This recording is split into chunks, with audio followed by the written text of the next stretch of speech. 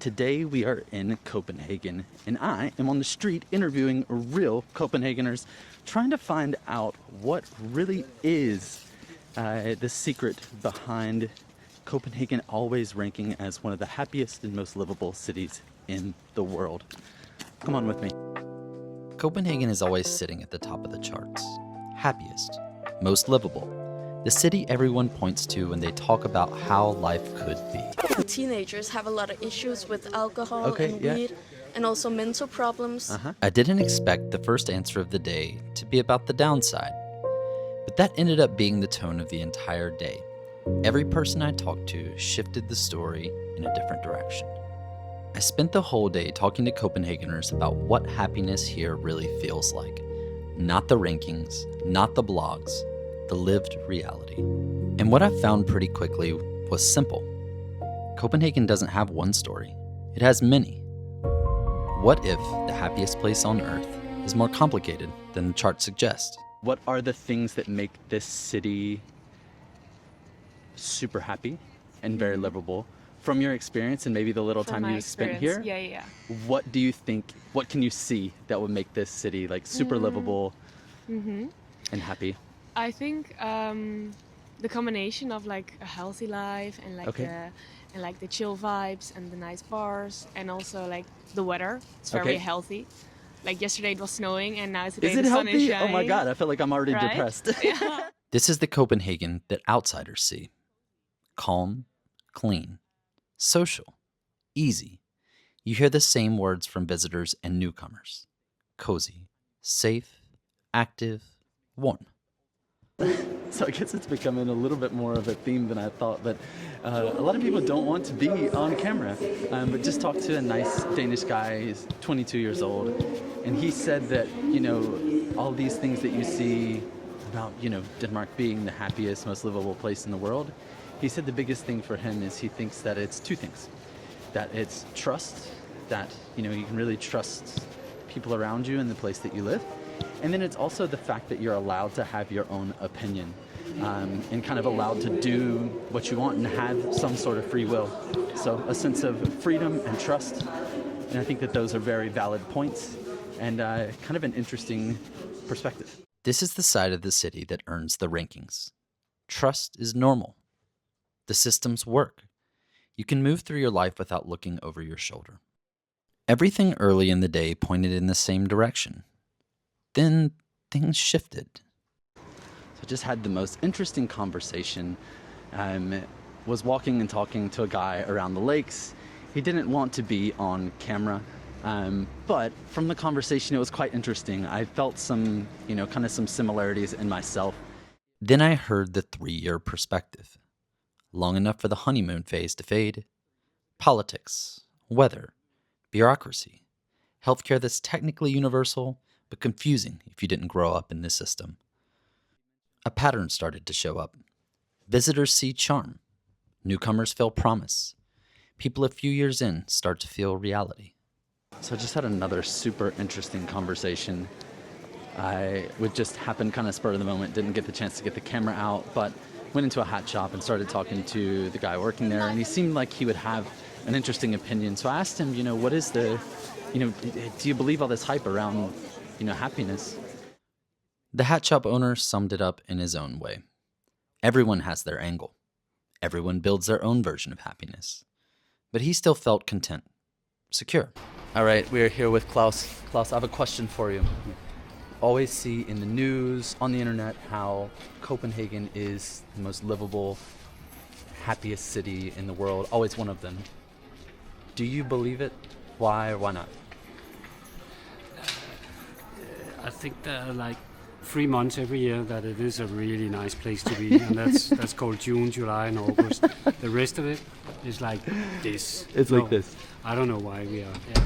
It switches between. And what time is it? I think that that's a good point to make right now. What is it? 5 o'clock, and it's already completely dark. Yeah, and it's getting darker. I think that's in 1 month we will get to the lowest. Yeah. I think it's like 3:30. Yep. Down. Yeah, I don't know why this happiness, but I think it has to do with in the question area about security and all those things. You know, if I get sick or get to a hospital. All that is also in the happiness thing. Then, a friendly older Danish man nailed the theme without knowing it. Security, stability, comfort, plus the weather jokes, the taxes, the realism. People weren't talking about joy. They were talking about safety.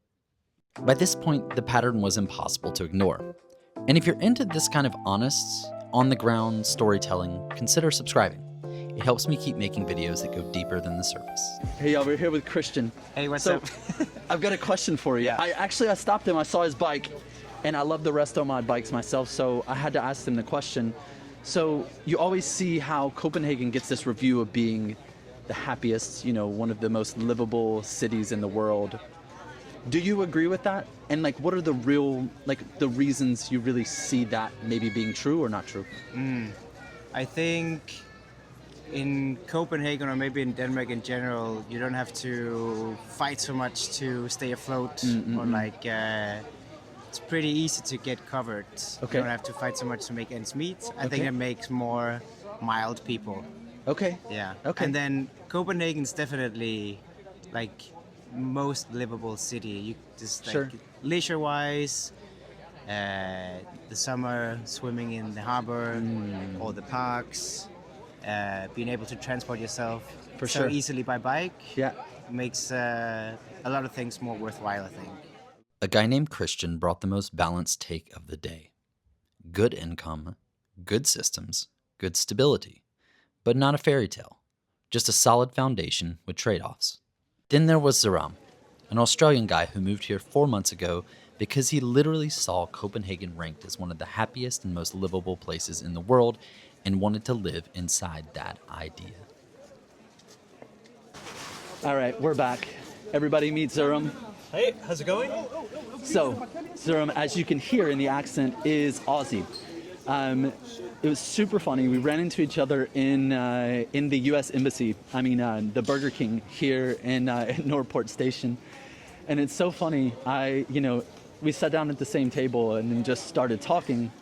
And the funny thing is when we started talking about, I told him kind of what I was doing today, and he just moved here. What has it been? It's been 4 months. 4 months. And one of the big reasons he chose to move to Copenhagen was because, actually, maybe you tell. Well, it was rated by The Economist as the most livable city in the world. Yep. And then ranked on a bunch of other surveys as the happiest city in the world. And so, I had the opportunity to move somewhere, and I thought, why not Copenhagen? Yep. Yeah. So, no, I just thought that, kind of based on, I've spent the day talking to foreigners, Danes, young and old, about this whole idea of what makes this, what actually makes it, and do they actually believe these things? But I know you said that's the reason, maybe what brought you here, to kind of satiate this curiosity. But from what you had in mind of what makes a place happy, what makes it livable, do you think it's living up to that, or do you think you can see some of the cracks in the claims? How do you actually feel? Do you feel like this is a super happy, super livable place? I don't think any place will relieve all of the tensions that you have in life and just paper over the cracks and make your life incredibly perfect. Yeah. And it's not like a 90s sitcom where the whole world is about you. Yeah. You've got a big laugh track and everything's just going to work out. No place like that exists. Yeah. I think there's a lot of patience when you move abroad. Yeah. You're really rebuilding your life, your entire social network, your entire routine. So yeah, it's not been like a 90s sitcom where everyone's just laughing at what you're saying and things like that, and things will just work out. Yeah. But in terms of, I think, what makes Copenhagen livable per se, I do see a lot of the benefits that people do talk about. Yeah. And so for me, a lot of it comes down to the subtle things in life. I think like having, really good infrastructure, it being safe. I think the architecture of it, like Copenhagen being able to blend the new developments with the old developments together in a cohesive manner. I think it's just those real subtle things that you start to appreciate. Yeah. And I've had the real good fortune of not just living in Copenhagen the last 4 months, but traveling around the rest of Europe. Yeah. And being able to, kind of take a step back and appreciate why Copenhagen has been hyped up compared to a lot of the different places in Europe. So I think, it's just a myriad of those things that, make it a good place to live. Hope, curiosity, confusion, adjustment. He was still trying to figure out whether the reputation matches life on the ground. Talking to him made everything click. Happiness here isn't guaranteed. It's personal. It depends where you're standing. Visitor, newcomer, local, long-term resident.